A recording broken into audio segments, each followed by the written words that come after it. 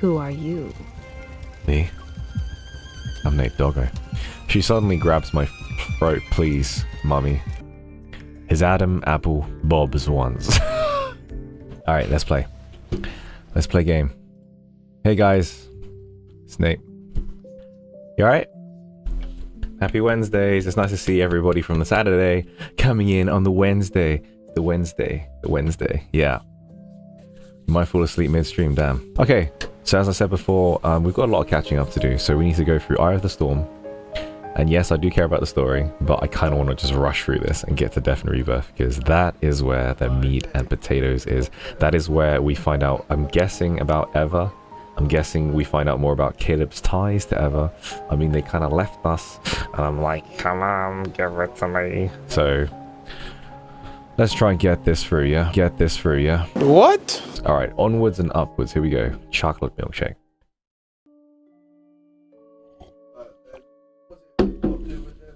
After several ether core fragments were retrieved, Special Operations shifted its focus onto Eva. Their involvement in every recent ether core incident was far too frequent to be a mere coincidence. This business conglomerate, which started in the biotech industry, isn't as clean as it appears at first glance. Our positions aside, Ever's technological advancements are pretty impressive. Simone sits next to me, slipping some ice cream into her mouth as she jabs the computer screen in front of me. At this moment, Ever's biannual product launch is about to be broadcast worldwide. They can achieve things proficiently with machines, when people with Evol couldn't. Machines? Damn, Andrew. Sixth ally. Andrew, yo. Sixth ally. Andrew's voice came from behind a row of translucent displays. Based on what I can tell, it's not possible for them to make consecutive technological breakthroughs in such a short period of time. Not through normal means, at least. The frequency in ways wanderers have been appearing these past few months continue to steadily increase. During the broadcast, the spokesperson holds up a device that's about the size of a bottle cap. We'd like to introduce to you our newly designed portable flux stabilizer. It can regulate the frequency of surrounding metaflux fluctuations, thereby stabilizing the protofield and reducing the likelihood of wanderer materialization. The audience erupts in thunderous applause. Meanwhile, away from the screen, I exchange knowing glances with my team members.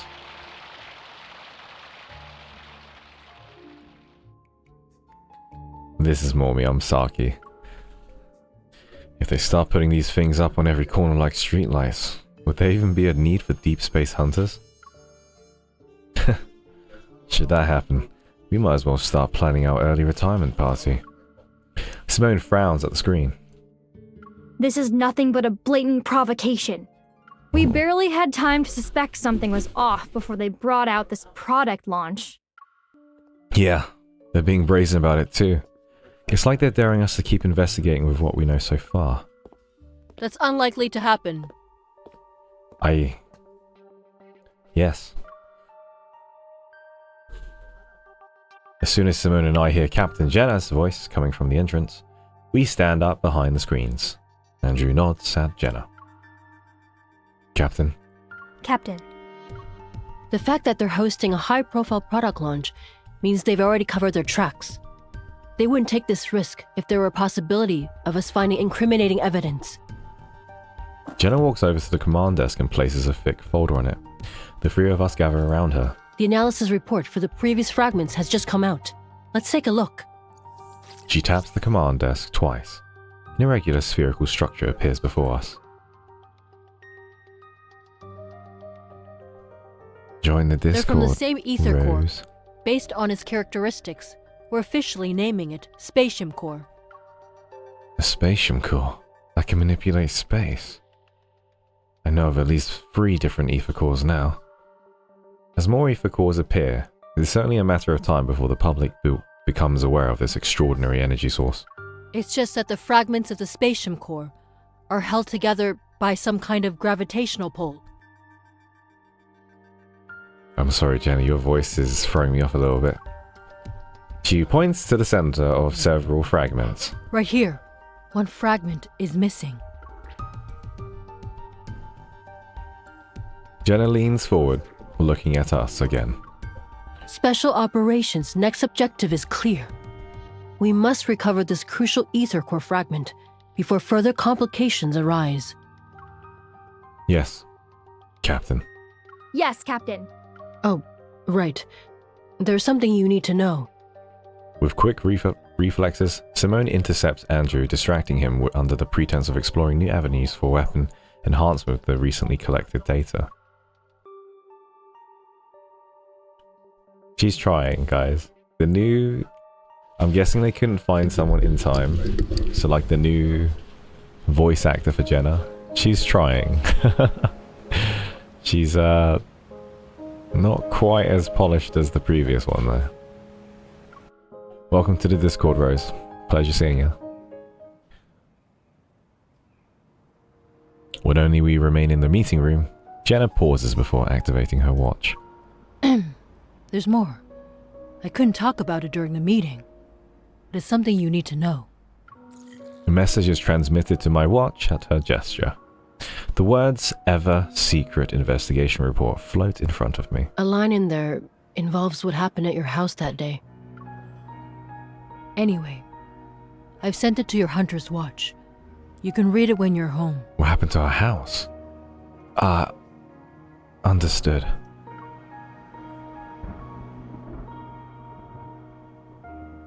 Thick clouds swallow up the remaining patches of sky. It's dark now, and the wind sweeps away the last remnants of the sunset. All that remains is a bleak, white. Oh, the weather forecast said there'll be heavy rain today. At some point the streets have become quiet. It's as if people sense the approaching storm and are now hiding. I can see lightning in the distance as it flashes under a cloud. Thunder roars closer again. I should go home. As I'm about to move, a sound presses against my heart like a string, sending a shiver down my spine.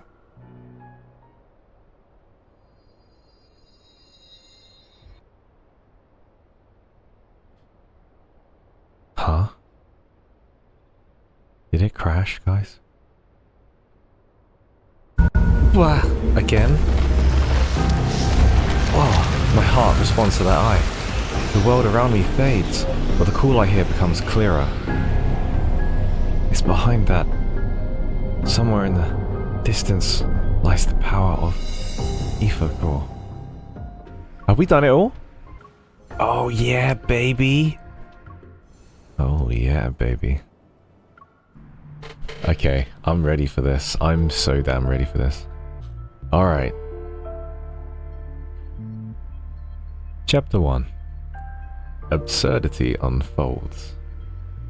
Are you guys ready? I'm so excited. I'm so excited. New objective. Death and Rebirth. Who are we going to be with first? I'm assuming it's Sylus because we just did that event and it was Sylus's chapter first. But I'm most excited about Zane and the Dawnbreaker situation. I want to see the two Zanes go at each other. One's got a gun, the other one's got like the icicles, and he's like, you are in my dreams. You're also in my dreams. You know, I love that. Spider-Man, you know. You or me? Oh. That'd be sick. Right. Okay, wait, let's catch up. Caleb, Eva, he's working for Eva. We interrogated him. Homecoming, Viper, same family, weird doctor, father, child died. Caleb makes peace sign next to his grave. You know what? I've forgotten what happened now. I think I've remembered the wrong stuff here. I think so. I think we just learnt more about Eva, and we're curious what Caleb's doing with Eva. Within the span of a single month, the Far Space Fleet's significant return and subsequent secret departure stirs intense public discussion. The rumors that circulated when Skyhaven was under martial law discussed the fleet's armed operation to eliminate certain anomalous wanderers. While no footage of these events has surfaced, the fleet's tight-lipped response has inevitably sown seeds of panic among the population. After the Chrono Rift catastrophe, the Hunters Association released several reports on Wanderer evolution and their mutations. Like humans, the Wanderers continue to grow stronger. Peace remains a distant goal for this world. And as people grow increasingly uneasy about the fleet's mysterious operations, a bombshell announcement takes everyone by surprise. Ever announces the imminent launch of a project called the Fountain of Atay. The 40-second preview quickly becomes a global sensation and the focal point of discussions worldwide. The internet debates the development and application of protocol technology. Skyhaven, powered by protocol energy, becomes the target of widespread criticism due to the fleet's recent actions. Countless conspiracy theories start to emerge. Beneath the floating island, Lincoln's scattered lights weave an intricate web across the land. In the windless night, dark figures flit by glass walls. They're quickly masked by the red glow of aircraft warning lights atop skyscrapers. The unrest brewing online seeps quietly into the physical world and ferments under Lincoln's facade of normalcy. Okay, so they're doing something. Waves of controversial topics stoke the growing public outrage.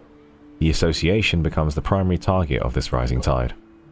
In response, the association implements a series of countermeasures. This includes the covert relocation of the spatium core stored in the association's building. They need help. Ha! Look at all the online discussions. It's a circus now. What is Ever really up to? Did you guys find any leads? Throwing around phrases like groundbreaking achievement and the next step in human evolution. They've got guts.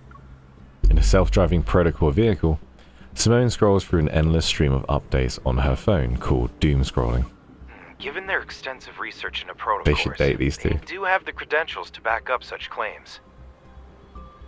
As a protoist, I'm all for advancing protocore tech. But Ever, with methods as sketchy as theirs, they might drag us down with them. The Fountain of Atay has reignited the purest attacks against protocores. At their core, the prototists and purists represent two opposing viewpoints. Support for the development of protocol technology and the opposition to it. The purists believe that although protocols are powerful, they're dangerous. There are too many unknowns and overzealous research can lead to a catastrophic crisis. In earlier years, they urged humanity not to be blinded by profit. They argued that using Earth's natural energy resources was the only way to ensure civilization survived in a stable condition. Our latest missions have been targeted by their radical members. That's why we need to transport the spatium core in secret. Both of you need to be on high alert. If those purists dare to cause trouble, they can say hello to my protocore particle cannon. We shouldn't be I too kinda like their hostile. attitude. While they're traditional, certain prototists can be just as extreme. After all, we've only researched less than 10% of a protocore's potential. There's nothing wrong with maintaining a healthy respect for the unknown. Wow, Andrew. A deep space hunter like you is defending the purists? They're the ones trying to stop our technological progress. Haven't the purists been quiet for several years now? That's because our protocore tech has developed so rapidly and successfully these past few years. The stuff's been integrated into every aspect of our daily lives, big and small. I'm telling you guys now, I think protocors sound a lot like Marco energy from Final Fantasy VII. It enriches lives, it speeds up technology, people love it. The purists always insisted that humans shouldn't develop protocore technology. But the reality is, humanity can't live without it now. Facts speak louder than words. Improving a person's quality of life, fighting wanderers, and helping humanity explore the deep space tunnel and secrets beyond our universe. The prototist's vision for the future is being realized one step at a time. Without concrete evidence to support the purist claims, it's only natural that they lost ground. What about you? Whose side are you on? Oh, I have to go with purists, going off the fact that I've seen the ending of Final Fantasy VII, and I know what goes on when you take something that is unknown or you don't know too much about it, and you take its power and resource. Consequences do happen, you know. It's not always great. Convenience is not always great. Look at the people who like smoke cigarettes and they thought, it's good for your health, like it relaxes you, etc. And then what, 20, 30 years later, they find out it's really bad for you, it gives you lung cancer, it's not so healthy. You know, I'm gonna have to go with purists. We gotta stick to the traditional roots, if you know what I mean. I support the purists. The power of protocols is difficult to measure, so we should err on the side of caution. Exactly. Innovation in the energy industry has always been a double-edged sword. They should put a No one granite. can predict the consequences it might bring. The vehicle passes through the tunnel, which is the last, highly dangerous point on our designated route. The secure vault is at the end of this road. Metaflux levels are within a stable range. Begin storage intake procedures. We really worked hard today. Since this is our last shift, let's finish strong. Late night snacks are on me. She is weirdly enthusiastic though, isn't she? Wait, there's a massive surge of metaflux heading straight for us. It's coming in fast. The readings are normal.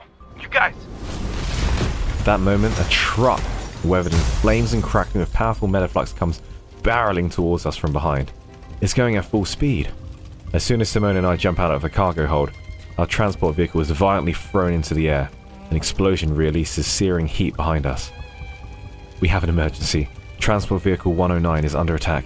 Coordinates are being transmitted, requesting backup. Before we can find our footing, there's another explosion. Protocol particles drift around the overtuned transport vehicle. Through my blurred vision, I see several distorted figures emerging from the flames. Go. You're free. The unfamiliar voice is masked by the crackling flames. My ears are still ringing, and I can't tell if what I'm hearing is real or just in my head. It's a shame we're seeing each other again when you're in such a pitiful state. Did Josephine ever mention our time together at the Gaia Research Center? Sixth Li, Sixth Li, Sixth Li. Sixth Li, Sixth Li. I kind of want her to be a Sixth Li. Who are you? I guess not.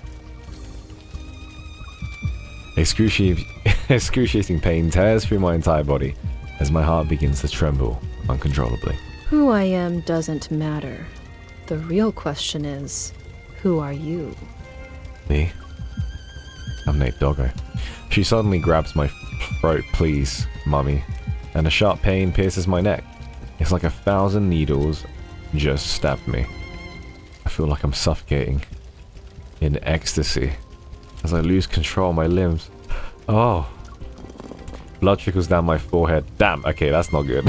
Through my crimson-tinted vision, I see the container holding the spatium core roll into view. You were born in the depths of deep space.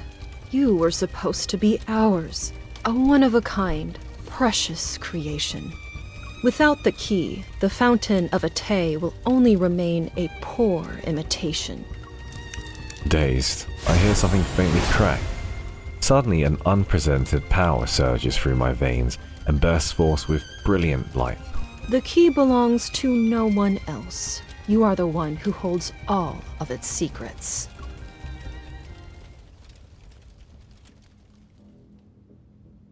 The transporting the spatium core was a classified mission for special operations.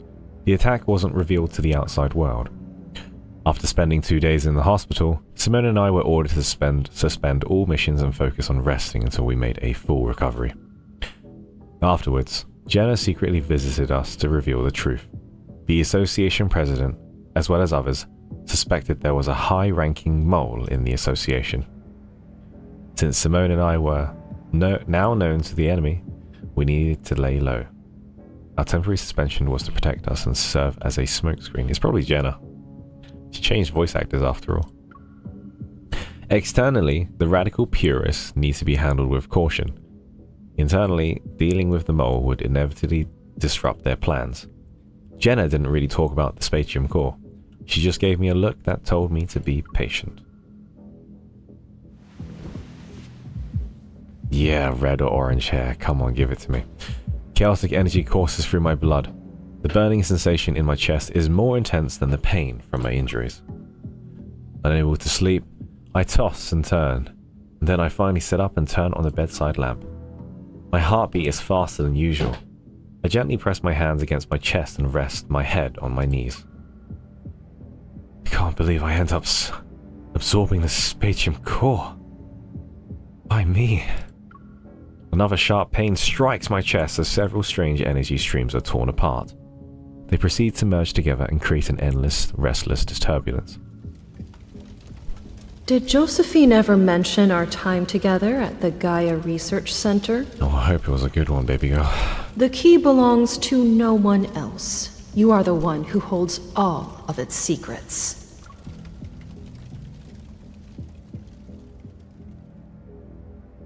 Grandma. The research materials Grandma left behind might not just be an unfinished story. It could be a link in a much larger chain. Unicorn and the Gaia Research Center. That's where time has sealed away the truth I seek. The Gaia Research Center. If I remember correctly, it was in what used to be the most prosperous district, now known as the N109 zone. Let's see if there's a key waiting for my return. Once my injuries are healed, I don't hesitate. I report my next target during my administrative leave to Jenna via a secret comms channel. The ruins of the Gaia Research Center, located in the N109 zone.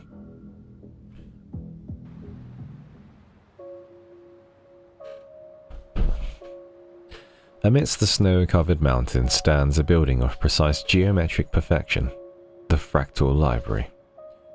It was erected at an unknown time.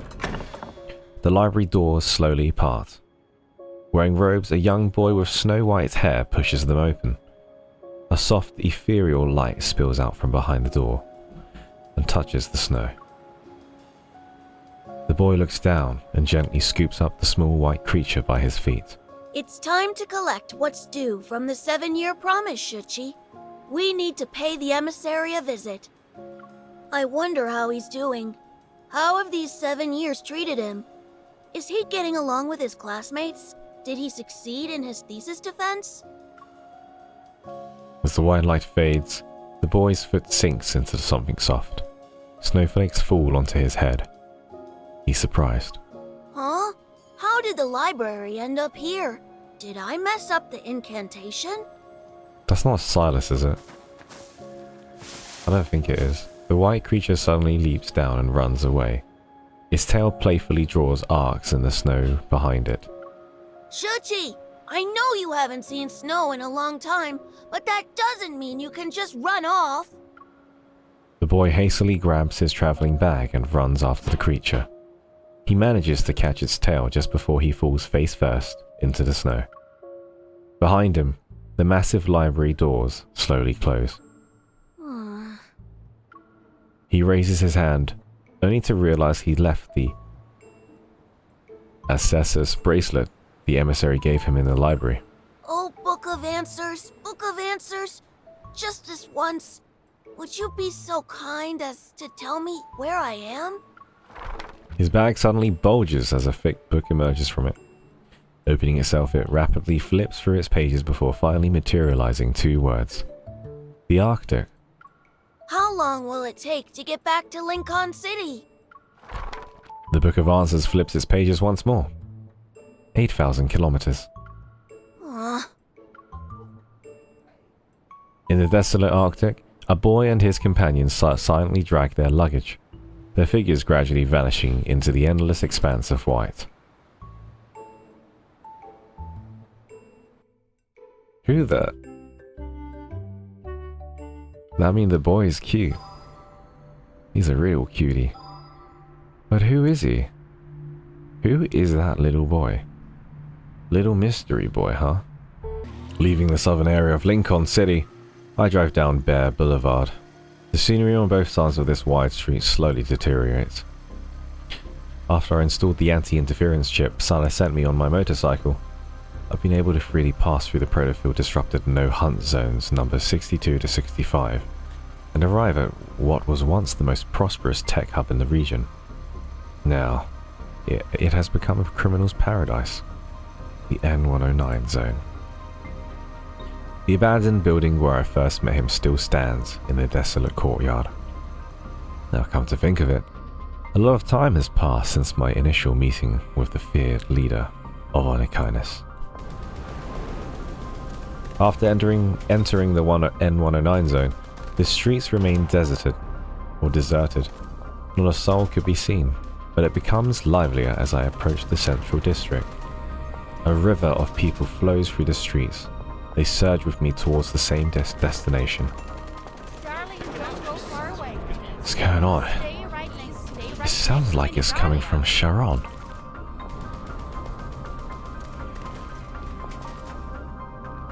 Above the streets, massive holographic screens glow neon blue. They display live footage of the district in 4 areas. A scarred woman is bandaging a knife wound in her shoulder at a street corner, and a boy who cornered a wanderer in a dark alley rips out his protocol with his bare hands. A gang member plunges a dagger into his companion's chest. Isn't Charon supposed to be a trading hub?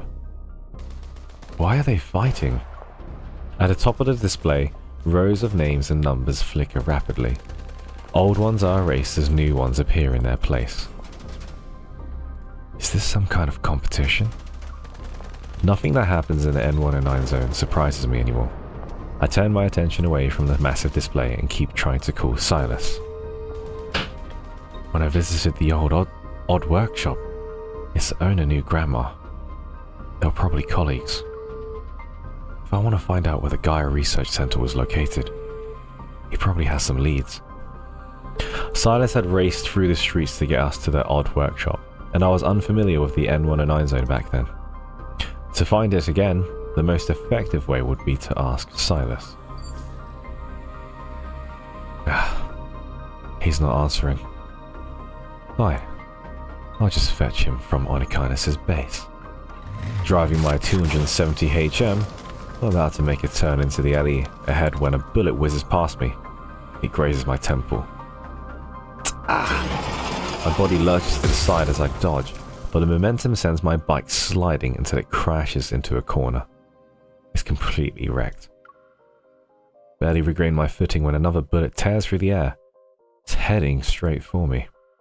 Ah! Clink. A cane flashes before me and deflects the bullet. It ricochets into the wall and leaves behind a smoking hole in it. Watch your step, kid. There are places you shouldn't wander into. Why does he look like the guy that says, like, call me dad or whatever? Father. At my feet, a thin orange-red laser stretches across the street to the buildings on both sides of the street. Charon is hosting its triennial Zalion hunt right now. Everything beyond that line is in the killing zone. One step is all it takes for the surveillance drones to lock onto you with their multi-lens systems. Then they'll automatically register you as a participant. Okay. Every criminal in the N109 zone is waiting to hunt down the lost lambs who walk in. I dust myself off and get up. Oh, well. Who are you? The man before me appears to be in his 50s or 60s. His white hair is neatly combed under a gentleman's hat, and he's using an older-fashioned cane as a sport. He stands in stark contrast to the chaos of these streets. I'm just a ferryman on the river Styx. I help travelers cross. Are you planning to cross Charon's river? It's like a grim reaper. Like a king surveying his domain, he turns to look at the eastern and western districts of Charon that are surrounded by orange laser barriers. Shall I be your guide?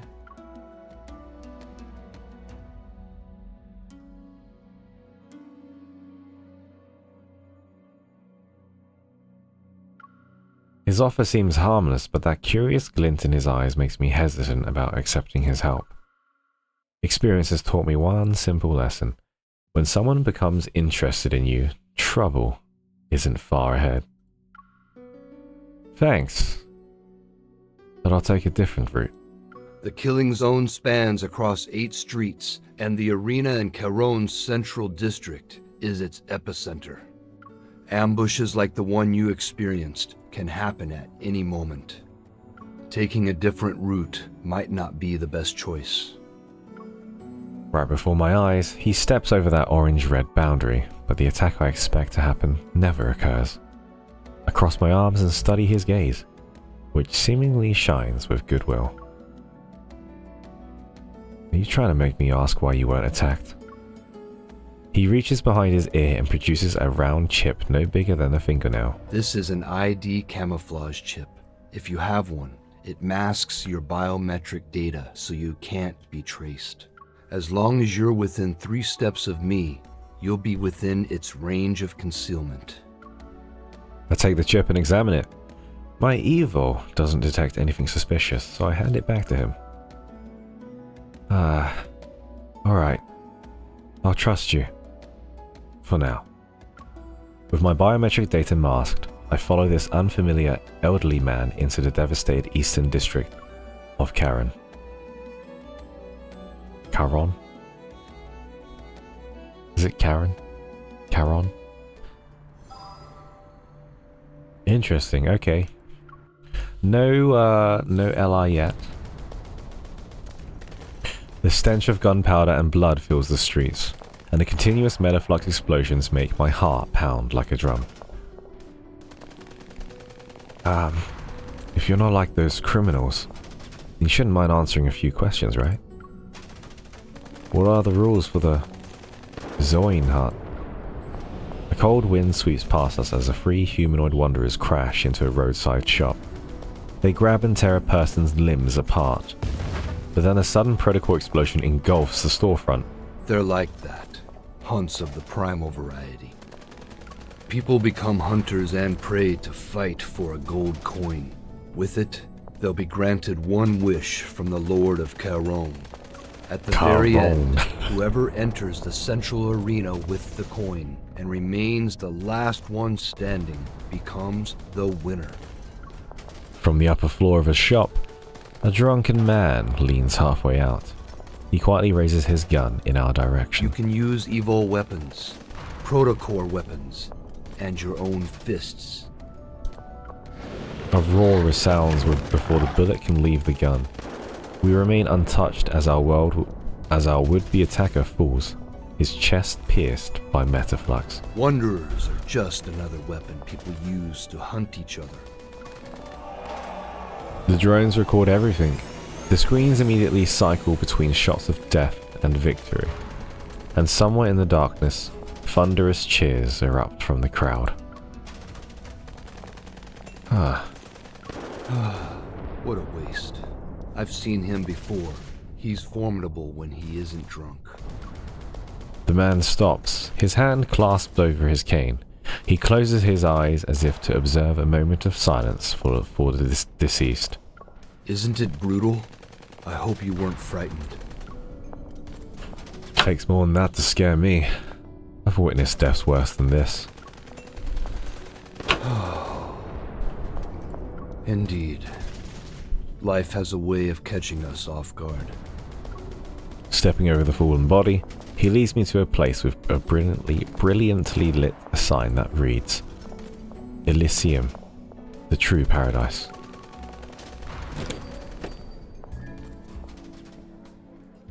The familiar bar is packed tonight.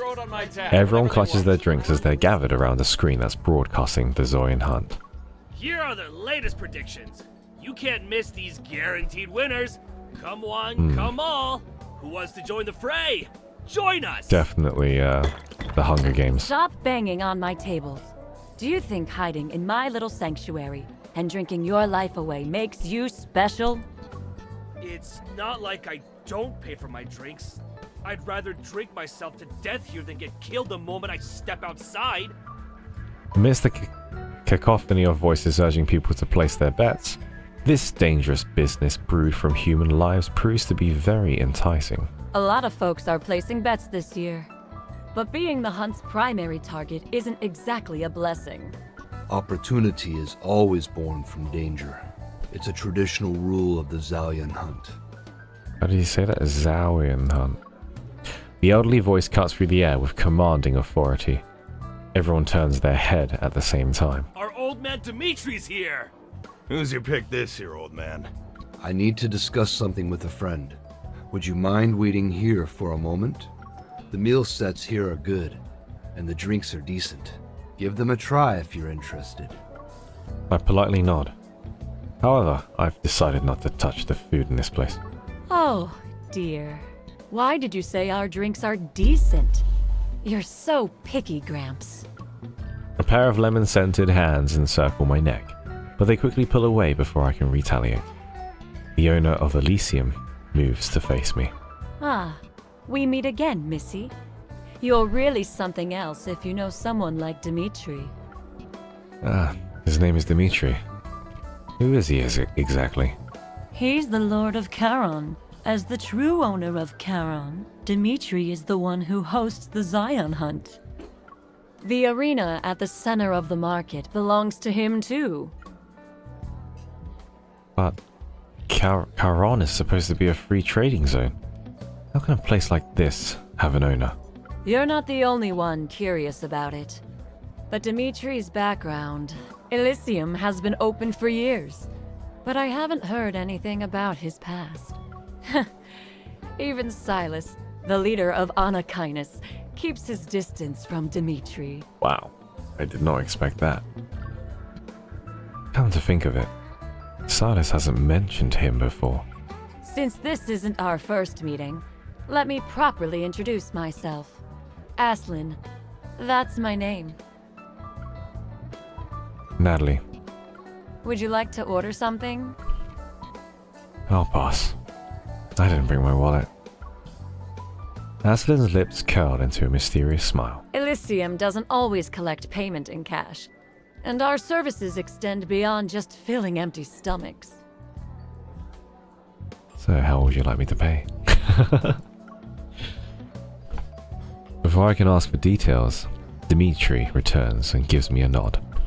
I've finished my business. Come here. I'll escort you out. Good poo. Number 1 or number 2? Behind the counter, Aislinn lowers her voice and winks at me. If you need anything special in the future, ask for the connoisseur's menu. I'll give you a 20% discount. Bye-bye. Come back soon.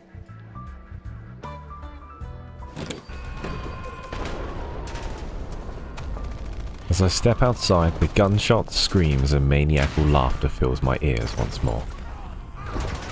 It's hard to believe that this refined elderly gentleman beside me is the master of a hellish domain. Oh, I heard you are the Lord of Charon. Why do you, host the Zion hunt anyway? Do you enjoy watching people fight and kill each other? Fighting, killing, surviving by any means necessary. That has always been the way of life here. With or without the Zalian hunt, the cycle of violence would continue perpetually in the N109 zone. With Dimitri leading the way, every danger we encounter becomes something to just walk past. It allows me to safely traverse this lawless battlefield. Just as I'm about to step over the thin orange-red laser, a familiar crow breaks the silence. Across the street, Mephisto perches on a lamppost. He looks at me and tilts his head. Hey. Your friend is here to pick you up. The cane falls onto the laser line, and the Lord of Charon stops at the edge of his territory, taking not a step further. I'm sure our next meeting will be much sooner than this time. What do you mean? I mean, my duty as your escort has come to an end, until we meet again. Dimitri watches me leave with an unwavering smile, like an ordinary old man out for a walk in the park.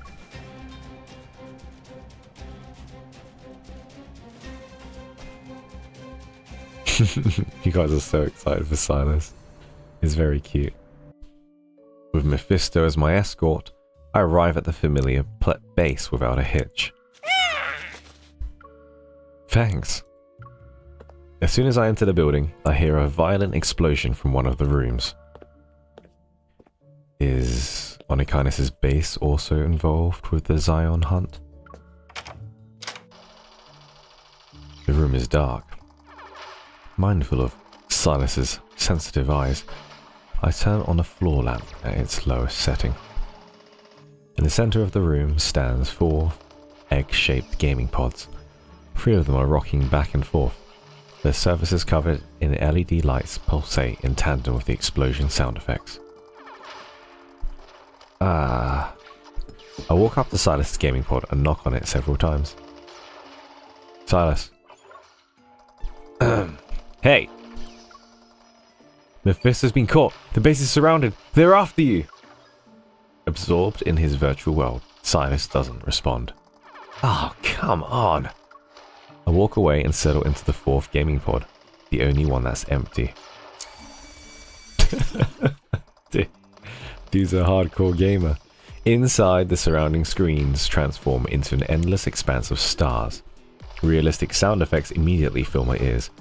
I fire up my spaceship and set forth off to pursue Sylus' fleet. I lock onto the engines of the first ship I see, grip the controls and open fire. Who was that? That's brutal. Pressing home my advantage, I target the next ship. Is immediately destroyed. And just like that, only one ship remains in the game aside from mine. Must be Sylus's. Activate the ship AI and lock onto ship Q313. Target spotted. Would you like to initiate tracking? Divert all power to the engines. Don't let him escape. My ship's engines burst with brilliant blue light as I surge towards Sylus's vessel. Ship Q313 remains unfazed. He gracefully spins away from my attacks as I close in. However, the elegant move proves to be costly. The ship's tail grazes a meteor, which triggers red warning lights in Sylus's cockpit. The simulation ends with the blaring alarm still echoing as the gaming pod slowly opens. Sylus emerges and removes his hologram helmet.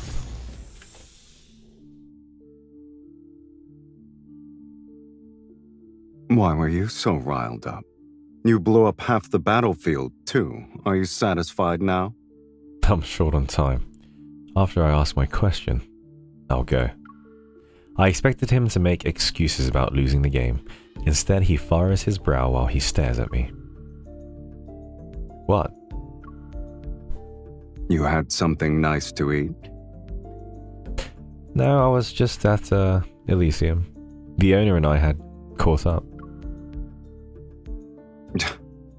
Playing dumb isn't very nice, kitten. As he speaks, he moves closer to me as if sensing something is up. A special protocore. Is it an ether core? Sylus's accurate assessment catches me off guard. While trying to keep the energy within me stable, I turn to look at him and respond with an inquisitive smile. What's wrong? Were you always hoping I'd get stronger? Who gave it to you? What do you mean? I ate it myself. Now, if you're well informed, you should know about the recent attack on the Hunters Association's transport vehicle. And as expected, Sylus doesn't look too surprised. A strange person infiltrated the group of attackers. She found me and started talking about these bizarre things and was quite attractive. Bloody hell. Welcome to the nation. Ternalinity. That scared the crap out of me. I was like, wow, Death and Rebirth. Damn. Okay, thank you so much. Appreciate it. That was funny. That was a really funny subscription. Thank you. That was really sweet. Now that stuff is still uncertain, so I decided to tell Sylus only the simplest parts. Just as I was on the verge of losing consciousness, my body instinctively absorbed the spatium core. His Adam, Apple, Bob's ones. The way they describe stuff is so weird. Like, it's really strange. I wouldn't be surprised if there'll be a description about, like, his left chest, like twitches or something. Really strange, like his left bicep, like, I don't know, curls or something. It's just so strange. Like, I can just like, what the hell does that mean? How what like, is it now like, oh, okay, such a weird description. Do you remember the first one we looked at? If you guys seen the video, I think it was when Caleb was like almost getting like brainwashed. It was like Caleb's bulging vein on his neck, and I was just like, I had to take my glasses off and be like, okay, what the hell does that mean? Do you remember it? The bulging vein. I was just like, the way this game describes stuff sometimes is pretty funny. Before I can get a better look, he walks to the minibar, downs a glass of liquor in one go. The turbulent energy within me finally settles down, and I realize Sylus is locked in an intense battle against his desire for protocols. Setting aside the possibility that you're here to show off your shiny new protocore, what brings you to the N109 zone? I walk towards him and bring up a holographic map on my watch's interface. Now, this map was created during Lincoln City's final field survey before the Corona Rift catastrophe. And as I continue to zoom in on the display, the words Gaia Research Center appear on the map. The person who almost killed me said I first appeared here. Now, during one of the Unicorn research team's experiments, Sylus glances at it before turning his attention to the chessboard on the table. And you actually believed that nonsense? I need to go there and find answers. Then I'll know if she's lying or not.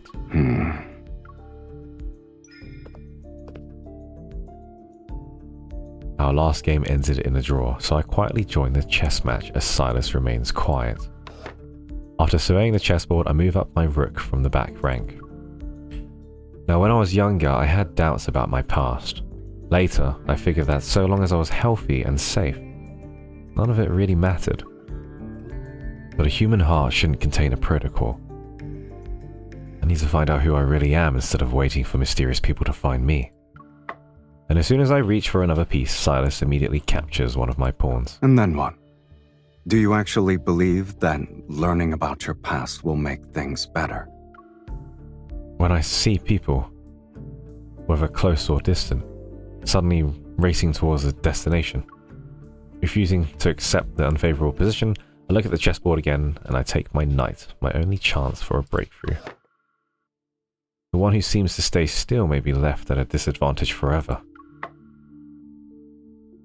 That's just what it looks like on the surface, kitten. As soon as you make your move, you give your opponents an opening. Sometimes the best move is not to make one at all. As he speaks, he taps my king. It's safe for now, but it's trapped in the setup for a pincer attack. There's little hope of escape.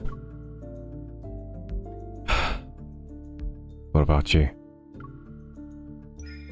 Before he can pull back his hand, I quickly grab my queen and point it at Sylus's eye. Your fusion with a protocol couldn't have been a coincidence either, bub. Is that a friendly piece of advice? Or a warning? In our brief standoff, he finally shows his first smile of the day. My situation holds no value as a reference point. Those words were nothing but a distraction so I could win the game. Sylus grabs the chess piece from my hand. Taking my wrist, he guides me to the floor-to-ceiling window. As the curtains slowly part, they reveal the night sky.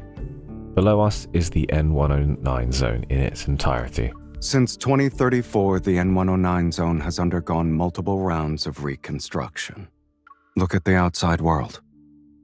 Can you match any of these roads to that old map of yours? The once straight streets become a maze. Nearly all the landmarks have vanished. Surely the people who used to live here. They left. Ever's agent handlers for gathering intel? Dead. What about the odd workshop's owner? Surely he's... Unfortunately for you, he just left town yesterday. He won't be back until next month at the earliest. I frown as my lead gets cut off before me. My lead. Do you really want to know? Well, even if I didn't, people keep forcing me to find out. He pushes me closest to the window, and I realize it. The only person who knows the truth has been here right. Has been right here all along. There, underground. Following Sylus's gesture, I see it. The massive holographic screen in the sky. It's the heart of the Zion hunt I experienced today. A paradise of bloodshed and revelry. The Charon arena. Ah, okay, that makes so much sense now. That makes so much sense. If he taps my king, then he tap himself? Well, you know what you gotta do, Cordia. When he taps, you gotta let him tap. Just saying. Hey, you made it through to the end of the video. So you're going to hear my lovely voice whilst I say thank you so much for joining. Thank you so much for watching. And I hope you look forward to the next chapter. We're going to be doing this and dissecting it chapter by chapter. And hopefully you're enjoying some of the sprinkle of edits that I've done throughout this video. Follow me on Discord, join us on Discord. And you can also follow me on other things such as Twitter, Instagram, and... what's the other one called? TikTok. Ah, there we go. Well, anyway, thank you very much. I really appreciate it. Post-edit Nayt is probably going to get back to work. But in the meantime, please enjoy your day. Thank you. Have a good one.